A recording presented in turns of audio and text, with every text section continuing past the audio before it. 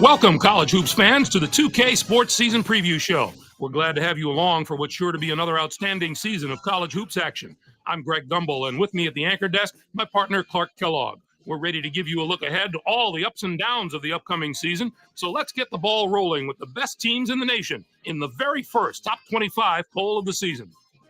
Here are the Big Five, the top teams in the country as we begin the season.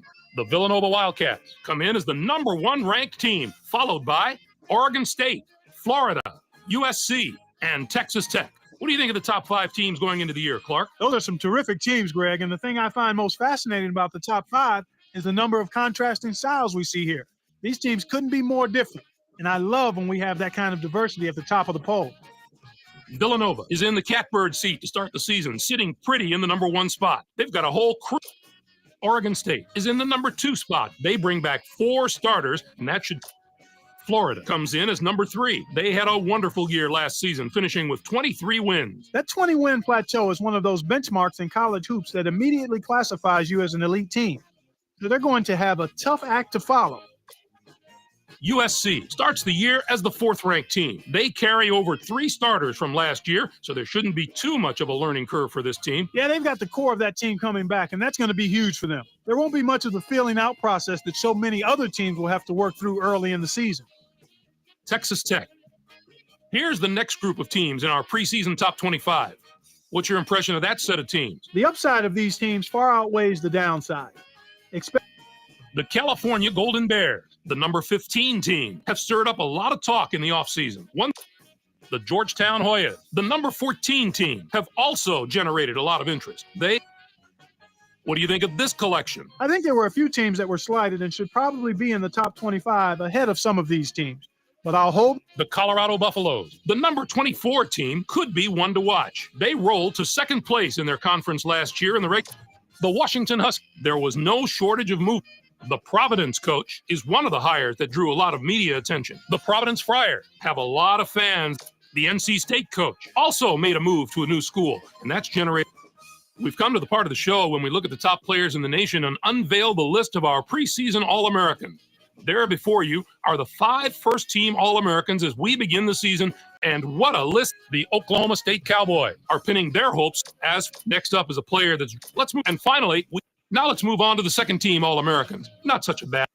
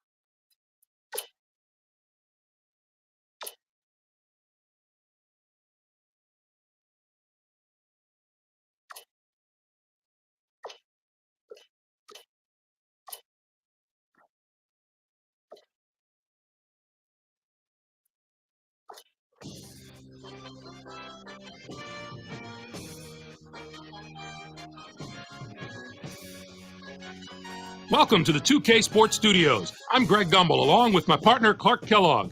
Coming up on College Hoops Tonight, brought to you by State Farm, the #1 auto insurer. We'll reveal the best of the little guys in our mid-major top 10 list, as well as tell you where the top recruit in the nation is headed. But first, let's take a look at the best games of the past week in college basketball. We had the kind of upset this week that makes college hoops so unpredictable and so exciting. Dayton defeated Providence. This came right out of the blue, Greg. What a wild and crazy game. Providence was sitting pretty as a top 5 team, but you've got to have some doubts about them after a loss like this. Cotton was the hero of this one with a terrific performance. His 20 points led all scorers. Watching him basically put his teammates on his back and single-handedly carry them to the victory in a big game situation like this was stupendous. And two teams, each enjoying a spot in the top 25, got together. Washington got the better of Syracuse. It was a real treat to see these teams both come to play in what turned out to be a fantastic game. They showed us why they deserved their spots in the top 25. This was an entertaining and fun game to watch. Washington played some absolutely stifling defense. They made the guys on the other side work for every basket, and you can see that reflected in the shooting percentage. They never let up on the defensive end. That really took the pressure off the offense and allowed them to dictate the tempo of the game. To me, that was the biggest factor. Now it's time to reveal our list of the top 10 mid-major teams in college basketball. You're looking at the future Cinderellas of the NCAA tournament. Top to bottom, they're certainly not as strong as a list of the top 10 major conference teams, but one or two of them have just as much talent as any of those teams, especially the team in the top spot. Louisiana Monroe has a schedule that rivals that of any of the top power teams. The strength of their opponents has been just outstanding, and that's going to be a huge factor in their ability to survive in March. In playing one of the most difficult schedules in the nation, they've gotten a lot tougher along the way. There's news off the court as well as on at this time of the year, as the top high school players in the country are signing their letters of intent. The signing of one player made an especially big splash. Providence is already celebrating, and all this for a player that is yet to set foot on the university's grounds. DeLeon is the type of player that coaches dream about. Everyone on that campus was buzzing about this signing. He made a name for himself while he was playing his high school ball on the East Coast. And pretty soon, the rest of the country is going to know who he is too, Greg. I got to see him play a few times in high school, and his skill set is perfectly suited for the college game. Sometimes his high school teammates had trouble keeping up with him. And obviously, that won't be as much of a problem next year. That's our show, everyone. For all of us here at the 2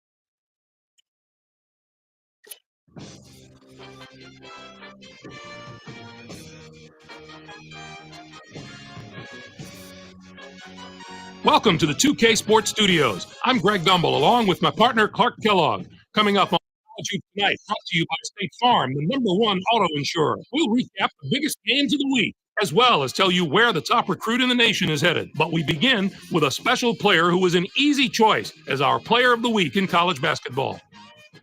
Oh, one of the best weeks we've seen out of a big man in quite some time. He was sensational this week, not just compared to other centers, but to any other player in the country.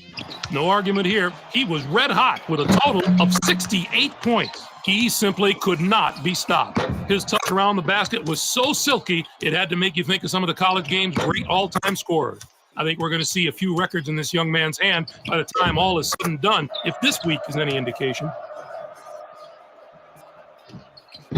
Now, let's turn our attention to some of the action of the past week in the NCAA with our games of the week. We had a pair of top 25 teams in an old-fashioned grudge match. Colorado toppled Oregon State. It was a real treat to see these teams both come to play in what turned out to be a fantastic game.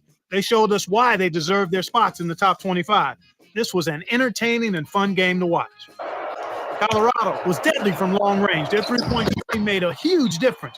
I don't know if they came into this game with a plan to attack from long range, but that's definitely the way it turned out. And when you keep knocking down threes again and again like they were, it just deflates the opponent. And what a game we had as two top 10 teams squared off. Ohio State beat Syracuse. You don't need to say much more than that. With a pair of top 10 teams of their caliber on the floor, there was no doubt this was going to be a monumental matchup.